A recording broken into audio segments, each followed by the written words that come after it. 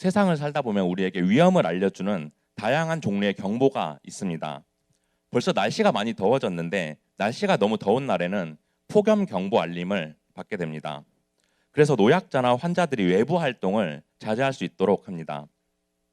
또 지진이 예상되거나 지진이 났을 때는 지진 경보가 문자로 옵니다. 그래서 사람들이 건물 안에 있도록 하거나 안전한 장소로 대피해서 피해를 입지 않도록 합니다. 또 큰 태풍이 다가온다면 사람들에게 미리 태풍 경보를 알려줍니다. 또 만약에 건물 내에 화재가 발생하면 화재 경보기가 이를 알아차리고 화재 경보 사이렌을 울립니다. 그런데 만약에 이 같은 자연재해 상황이나 화재 상황에서 사람들이 경보 알림을 받지 못하거나 화재 경보 사이렌을 듣지 못하면 어떻게 될까요? 아마도 많은 사람들이 피해를 입고 죽거나 다치게 될 수도 있습니다. 그런데 이러한 경보 알림처럼 이스라엘에는 사람들에게 위험한 상황을 알려주어 대비하도록 하는 사람들이 있었습니다. 그들은 이스라엘 백성들에게 하나님의 계시를 알려주어 자신들의 위험에 빠진 것을 인지시켜주고 또 그들이 죄악을 저지르고 있다면 하나님의 심판을 경고하는 역할을 했습니다. 이러한 직분을 무엇이라고 할까요? 네, 바로 선지자입니다. 선지자는 하나님의 계시를 꿈이나 환상으로 받아서 백성들에게 전달하는 사람입니다. 선지자를 히브리어로 나비라고 하는데 구약에서 306회나 사용되고 있습니다. 나비는 파송받아 일하는 자라는 뜻으로 하나님의 대변자를 뜻합니다. 그렇게 그들은 하나님의 임명하신 자들이었습니다. 여러분들이 아는 구약시대 선지자들 몇몇을 떠올려 보시기 바랍니다. 누가 있나요? 여러분들 구약시대 선지자 누구 있죠? 생각나는 사람 한 명씩 얘기해 보세요. 네, 되게 많죠. 사무엘, 이사야, 에레미야, 에스겔, 다니엘, 호세야, 요나 이렇게 되게 많은 선지자들이 있었습니다. 그들은 그 시대의 죄악들을 경고하고 부정한 왕이나 고위층을 비난하며 하나님의 말씀을 선포했습니다. 그렇게 구약시대의 모든 선지자들은 이스라엘 백성들의 구원을 위해서 하나님의 계획을 가르쳤습니다.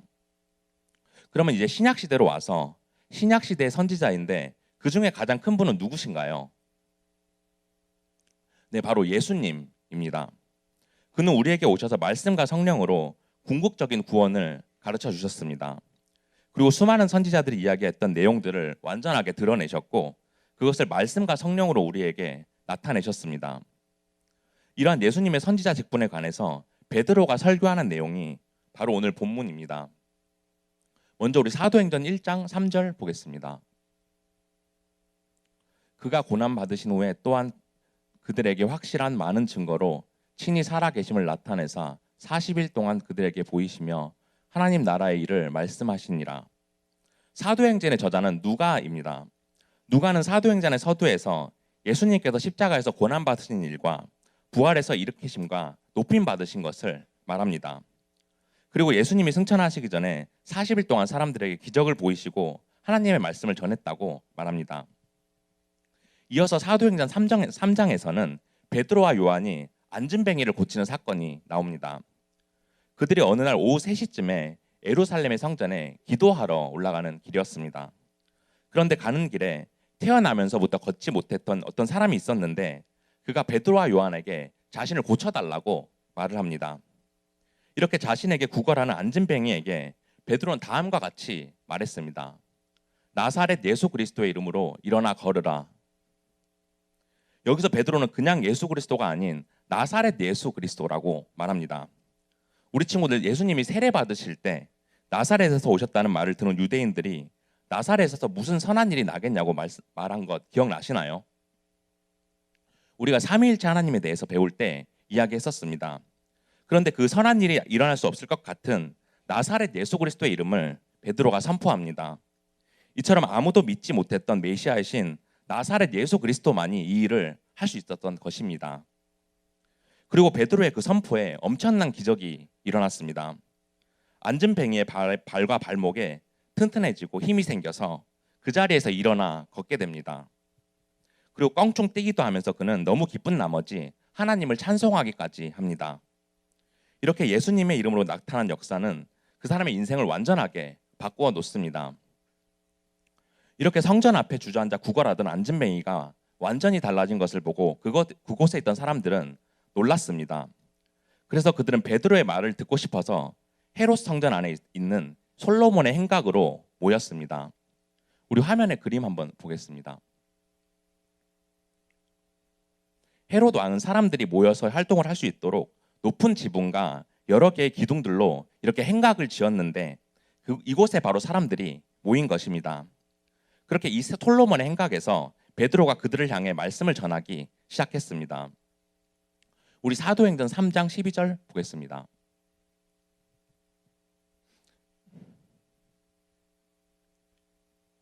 사도행전 3장 12절.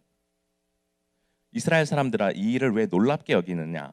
우리 개인의 권능과 경건으로 이 사람을 걷게 한 것처럼 왜 우리를 주목하느냐? 베드로는 왜 놀랍게 여기느냐라고 말하면서 이 기적을 왜 우리가 행한 것처럼 우리를 주목하냐고 말을 합니다. 그렇게 이 기적을 행한 것이 예수님이라는 사실을 강조하면서 사람들이 하나님과 예수님에게 집중할 수 있도록 설교합니다.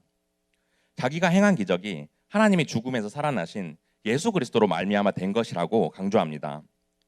그렇게 베드로는 기적을 목격한 사람들에게 십자가에서 죽으신 예수 그리스도만이 그들의 메시아이심을 선포했고 회개하고 돌이킬 것을 권면했습니다.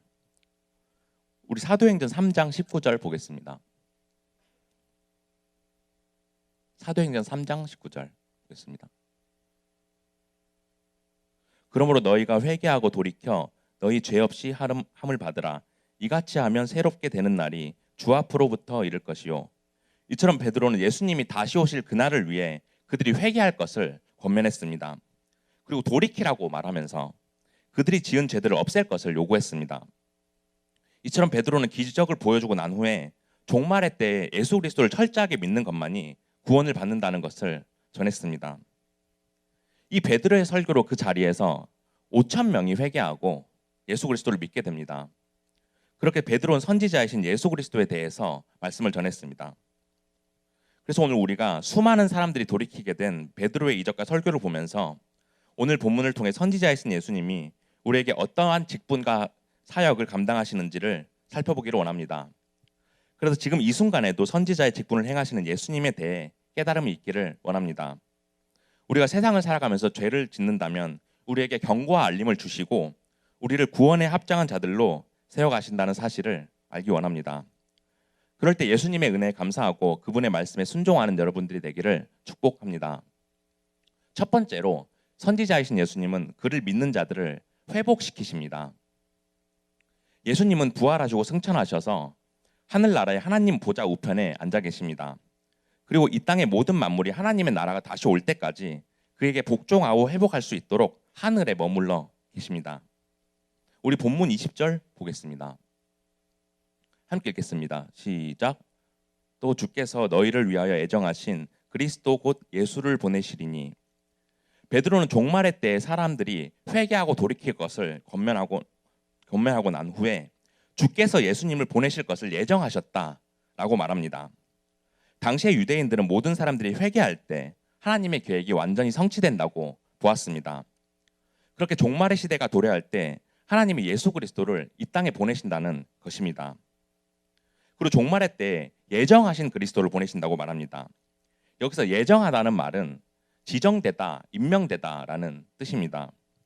따라서 하나님이 우리에게 예수 그리스도를 보내실 것을 지정하시고 준비하셨다는 것입니다. 그러므로 우리를 구원하시기 위하여 이 땅에 그분을 보내신 것은 결코 우연이 아닌 하나님이 준비하신 결과라는 것입니다. 그리고 예수 그리스도를 믿는 백성들에게는 하나님의 약속이 완전히 성취되고 그들이 회복할 것을 말합니다. 이것은 아담의 타락으로 인해 파괴된 하나님의 형상이 그를 믿는 성도들에게는 하나님의 형상이 회복되고 구원을 받게 된다는 것입니다. 그러므로 우리가 예수 그리스도와 연합될 때 우리의 몸과 영혼이 타락 전의 인간의 형상으로 회복되고 하나님과 영원히 영광의 교제를 하게 되는 것입니다. 우리 본문 22절 보겠습니다. 함께 읽겠습니다. 시작. 하나님이 영원 전부터 거룩한 선지자들의 입을 통하여 말씀하신 바 만물을 회복하실 때까지는 하늘이 마땅히 그를 받아두리라. 메시아이신 예수 그리스도께서 이 땅에 오신다는 것은 구약의 여러 선지자들로부터 계속돼서 예언되어져 왔습니다. 그리고 그 예언은 정말로 성취되었고 예수 그리스도는 이 땅에 찾아오셔서 십자가에서 죽으심으로 모든 인류를 속죄하셨습니다. 그렇게 죽으신 지 3일 만에 부활하시고 40일 만에 하늘로 승천하셨습니다. 그렇게 승천하신 이후로 지금까지 하늘에 계시면서 이 땅에 다시 오시는 그날까지 하늘에 머물러 계신다는 것을 말하고 있습니다. 그런데 우리가 주목해야 할 것은 만물을 회복할 때까지 하늘에 머물러 계신다고 말합니다. 즉 모든 악의 세력이 멸망하고 그에게 복종하게 될 때까지 하나님 우편에서 세상을 통치하신다고 말하고 있습니다.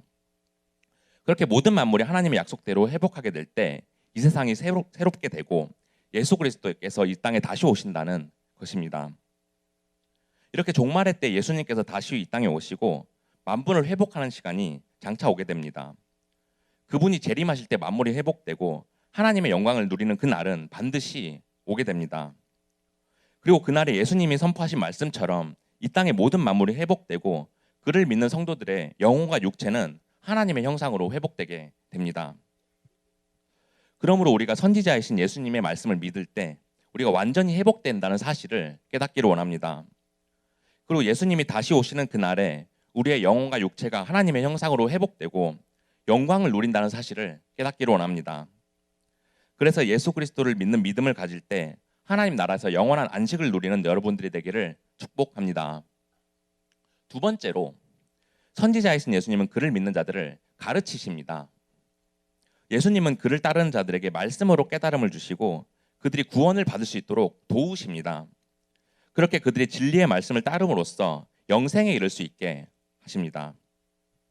우리 오늘 본문 22절 보겠습니다. 함께 읽겠습니다. 시작. 모세가 말하되 주 하나님이 너희를 위하여 너희 형제 가운데서 나 같은 선지자 하나를 세울 것이니 너희가 무엇이든지 그의 모든 말을 들을 것이라. 이 말씀은 베드로가 신명기에 나오는 모세의 말을 인용한 것입니다. 모세는 신명기 18장 15절에서 한 선지자를 일으키실 약속에 관해 예언했습니다. 그는 나와 같은 선지자 하나를 세울 것이니 라고 말하는데 이 말의 의미는 이렇습니다. 모세가 출애굽 때 하나님의 말씀을 선포함으로써 온 이스라엘 백성들을 애굽 땅에서 구원했습니다. 이처럼 예수님도 하나님의 말씀을 선포하여 이 땅의 모든 사람들을 죄와 사망에서 그리고 악한 권세로부터 건져내신다는 것입니다. 그리고 모세는 너희가 무엇이든지 그의 모든 말을 들을 것이라라고 말합니다. 이렇게 이스라엘 백성들이 메시아이신 예수님의 말씀에 무조건 순종해야 한다고 말합니다. 이렇게 예수님은 자신보다 월등함을 인정하는 것을 보여줍니다. 비록 모세는 하나님의 말씀을 받아서 백성들에게 전해주는 사람에 불과했지만 장차 오실 예수 그리스도는 자신의 권위로 모든 백성들에게 구원의 메시지를 선포할 자였습니다. 이처럼 모세가 하나님께서 약속하신 땅 가나안으로 이스라엘 백성들을 인도했듯이 예수님은 하나님이 약속하신 하나님 나라로 자기 백성들을 인도하시고 구원하십니다. 그러므로 베드로의 설교를 듣던 사람들은 이 모세의 예언처럼 예수님의 가르침을 마음속 깊이 새겨야 했습니다. 왜냐하면 예수님의 말씀을 듣느냐 듣지 않느냐 그리고 이 말씀을 믿느냐 믿지 않느냐에 따라 자신들의 인생이 복과 저주로 갈라지는 것이었기 때문입니다. 따라서 그들은 예수님이 과연 모세가 말했던 나와 같은 선지자가 정말로 만든지 분별해야 했습니다. 그런데 이것을 분별할 방법을 모세는 신명기에서 말하고 있습니다. 우리 신명기 18장 22절 보겠습니다. 만일 선지자가 있어 여호와의 이름으로 말한 일에 증철도 없고 증언도 없고 성취함도 없으면 이는 여호와께서 말씀하신 것이 아니요 그 선지자가 제 마음대로 한 말이니 너는 그를 두려워하지 말지어다. 이처럼 여호와의 이름으로 말한 일이 이루어지지 않으면 여호와의 말씀이 아니라고 말합니다. 그런데 사람들은 성전 앞에 앉은 뱅이가 나사렛 예수 그리스도의 이름으로 치유되어 걷는 사건을 눈앞에서 보았습니다. 베드로가 이렇게 선포할 때 예수님의 이름으로 기적이 일어났고 이로 인해 예수님은 하나님이 보내신 선지자라는 사실이 확실하게 증명되었습니다. 따라서 모세가 말한 것처럼 그들은 선지자이신 예수님의 가르침을 들어야 하는 것입니다. 그리고 우리도 선지자이신 예수님의 가르침을 듣고 그 말씀을 마음속에 새겨야 하는 것입니다. 이것을 듣고도 따르지 않는 자들은 예수님을 거부하는 죄를 짓는 것입니다. 그리고 하나님께서 우리에게 주신 구원의 기회를 스스로 걷어차 버리는 행동입니다. 왜냐하면 예수님은 하나님의 아들이시며 인류의 구원자로 분명히 오셨기 때문입니다. 그러면 예수님은 우리에게 무엇으로 가르침을 주십니까? 달란트 질문 한번 할까요? 우리에게 무엇으로 가르침을 주십니까? 웃고 있는 거 보니까 아는 것 같은데 지민이랑 애인이 무엇을 가르침을 주십니까? 5달란트는 너무 약한 것 같아서 우리 친구들이 대답 안 하는 것 같아요. 20달란트 할까요? 한번 20달란트 무엇을 우리에게 가르침을 주시죠? 손 들고 한번. 수아 무엇을 우리에게 가르침을 주시지?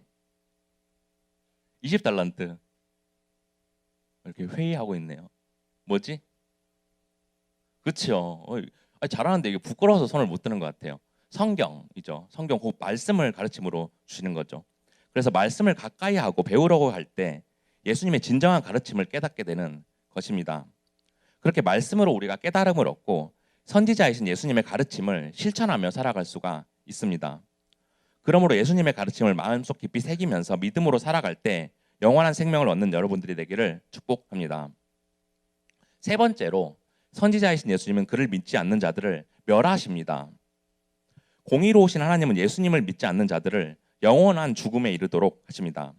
그렇게 그들을 심판하시고 그들의 영혼과 육체가 지옥의 형벌에 영원히 빠지도록 하십니다. 우리 본문 23절 보겠습니다. 함께 읽겠습니다. 시작. 누구든지 그 선지자의 말을 듣지 아니하는 자는 백성 중에서 멸망받으리라 하였고, 베드로는 선지자이신 예수님의 말을 듣지 않는 자들을 멸망하게 될 것이라고 경고하고 있습니다. 여기서 멸망한다는 것은 예수님을 믿지 않는 사람들은 사망하게 된다는 것입니다. 그렇게 죄인으로서 죽은 그들은 육체와 영혼이 영원한 죽음에 이르게 된다는 것입니다. 그렇게 그들은 영원한 지옥의 불구덩이에 빠지게 됩니다. 이 영원한 지옥을 세상에 좋아하는 사람들은 없습니다. 그러나 사람들은 쉽게 말합니다. 지옥이 뭐가 무서워? 지옥이 진짜 있어? 하지만 지옥이 정말 있다는 것과 어떤 곳인지를 알게 된다면, 그리고 만약에 실제로 겪어보았다면 이런 말을 함부로 할 수 없습니다. 왜냐하면 하나님은 그분의 의로우심으로 이 세상을 창조하셨고 죄를 지은 인간들을 심판하고 공평하게 벌하시기 위해서 지옥도 확실하게 만드셨기 때문입니다. 그리고 하나님이 그 지옥을 만드신 이유는 그를 대적하는 마귀들과 인간들을 처벌하기 위함입니다. 따라서 인간들이 지옥에 가는 이유는 그들이 죄를 지어 마귀의 길을 따랐기 때문입니다. 하나님은 공의로우신 분이기 때문에 지옥은 하나님의 공의가 드러나는 곳입니다. 그래서 죄의 길로 간 인간들은 그곳에서 영원한 고통을 당하고 영원히 죽지 않게 됩니다. 또 그곳에서 사람을 물어뜯는 구더기는 영원히 죽지 않고 사람을 태우는 불도 영원히 꺼지지 않습니다. 그리고 그것은 죽음이 존재하지 않기 때문에 죽지 않고 영원한 고통을 받습니다. 그렇게 영원히 사람을 죽임으로써 영원히 소망이 없는 곳입니다. 그리고 영원히 고통받기 때문에 영원한 절망에 빠지게 됩니다. 또한 한 번 그것에 들어가면 돌이킬 수도 후회할 수도 없습니다. 그러므로 믿지 않는 자들은 영원히 멸망하게 되는 이 지옥을 가볍게 생각하지 말고 두려워해야 합니다. 그래서 예수님이 주신 이 복음의 진리를 깊게 믿어야 합니다. 마지막으로 우리 본문 24절 보겠습니다. 함께 읽겠습니다. 시작. 또한 사무엘 때부터 이어 말한 모든 선지자도 이때를 가리켜 말하였느니라. 베드로는 사무엘 때부터 선지자를 예언했던 그 메시아가 예수님이라는 사실을 말하고 있습니다. 사무엘은 구약 성경에서 나오는 선지자이자 왕이었던 인물입니다. 그는 장차 하나님의 나라가 올 것과 메시아가 오실 것을 예언했습니다. 이처럼 베드로는 사무엘 때부터 예언된 예수 그리스도를 언급하며 그분이 우리의 메시아로 오셨다는 사실을 확실하게 말해주고 있습니다. 이렇게 믿지 않는 그들을 영원한 멸망의 자리에서 영원한 생명의 자리로 변화시키는 그 복음을 전하고 있습니다. 저는 지난주에 어버이날을 맞아서 부모님과 식사를 하고 어버이날 선물을 챙겨드렸습니다. 그리고 할아버지와 할머니에게 안부 전화를 드렸습니다. 오랜만에 전화를 드려서 할머니와 통화를 하는데 할아버지 건강이 좋지 않으시다고 말하시는 겁니다. 그래서 할아버지를 바꿔달라고 하고 통화하는데 제가 여쭤보는 말에 대답하기도 힘드신 것 같았습니다. 저희 할아버지는 1930년생이시니까 지금 95세이십니다. 이런 할아버지의 모습을 보니 제가 너무 마음이 아파서 눈물이 나면서 어떤 말을 드려야 할지 고민했습니다. 그러다가 갑자기 제가 생각난 게 할아버지 하나님 믿으시죠? 라는 질문이었습니다. 그렇게 여쭤보니 할아버지는 믿는다라고 다행히 말씀하셨습니다. 그래서 할아버지 천국에 갈 거라는 확신도 있으시죠? 이렇게 여쭤보니 확신한다고 말씀하셨습니다. 그리고 제가 또 할머니에게도 여쭤보았습니다. 할머님 예수님 믿으시죠? 구원의 확신이 있으시죠? 여쭤보니 확신이 있다고 말씀하셨습니다. 저는 그제서야 마음이 조금 놓였습니다. 왜냐하면 할아버지 할머니께서 돌아가셔도 천국에 가실 것이라는 확신이 들었기 때문입니다. 하지만 우리가 두려워해야 할 것은 믿음이 없는 자들은 영원한 지옥의 불로 떨어진다는 사실입니다. 그곳은 영원히 죽고 영원히 희망이 없다는 사실을 깨달아야 합니다. 그래서 우리 주변의 친구들이 예수님을 믿지 않는다면 그들에게 복음을 전해야 합니다. 우리 가족 중에 아직 예수 그리스도를 영접하지 못한 가족이 있다면 꼭 영접하게 해야 합니다. 그러므로 이번 전도 초청 주일에 작정한 친구들을 꼭 이 자리에 초대해서 그들이 믿음을 가지게 되기를 원합니다. 그리고 그 친구들을 위해서 전도 초청 주일까지 남은 2주 동안 그들을 위해 작정하고 기도할 때 그들이 이 자리에 꼭 나올 수 있기를 원합니다. 그래서 여러분들의 친구들이 예수님의 말씀을 믿고 멸망의 자리에서 영생의 자리로 변화하게 되기를 간절히 소망합니다. 이제 말씀을 맺겠습니다. 사랑하는 고등부 친구들, 우리가 오늘 베드로의 설교를 통해서 선지자이신 예수님에 대해 살펴보았습니다. 그래서 선지자이신 예수님은 우리가 죄와 유혹에 빠질 때 그 위험을 깨닫도록 우리에게 경고와 알림을 주시고 하나님의 자녀로 세워 가신다는 사실을 깨달았습니다. 그렇게 말씀으로 우리를 이끌어 주시는 그분을 믿을 때 우리에게 어떻게 행하시는지를 살펴보았습니다. 첫째로 선지자이신 예수님은 그를 믿는 자들을 회복시키십니다. 원죄로 인해 하나님의 형상이 파괴된 우리가 그를 믿을 때에만 거룩해지고 그 형상이 회복된다는 사실을 알았습니다. 그리고 그분께서 다시 오실 때 우리의 육체와 영혼이 완전히 회복되고 하나님과 영광의 교제를 누린다는 사실을 깨달았습니다. 둘째로 선지자이신 예수님은 그를 믿는 자들을 가르치십니다. 그리고 그 가르침을 통해서 우리가 구원에 이르도록 하십니다. 그러나 예수님의 가르침을 듣고도 거부하는 자들은 죄인이라는 사실을 알았습니다. 따라서 그분의 가르침을 따르는 자만이 구원받아 영생을 누린다는 사실을 깨달았습니다. 셋째로 선지자이신 예수님은 그를 믿지 않는 자들을 멸하십니다. 하나님은 공의로운 분이시기 때문에 그를 믿지 않는 자들을 영원한 죽음에 이르도록 하십니다. 그렇게 그들은 육체와 영원히 죽고 영원히 고통받는 지옥불에 던져진다는 사실을 깨달았습니다. 그러므로 우리가 예수님의 가르침을 따라서 우리의 삶을 말씀을 중심으로 세우기를 원합니다. 우리가 그분의 말씀을 따르지 않을 때 우리에게 경고와 알림을 주심으로써 우리를 하나님의 자녀로 세우신다는 사실을 깨닫기를 원합니다. 그래서 우리가 예수님께 집중하지 못하고 있다면 우리의 인생이 누구에게 달려있는지를 기억하고 오직 그분께 집중하기를 원합니다. 그럴 때 한 주간도 다른 곳에 둔 마음들이 있다면 그것들을 내려놓고 선지자이신 예수님의 말씀에 귀를 기울이는 저와 여러분들이 되기를 주님의 이름으로 축복합니다.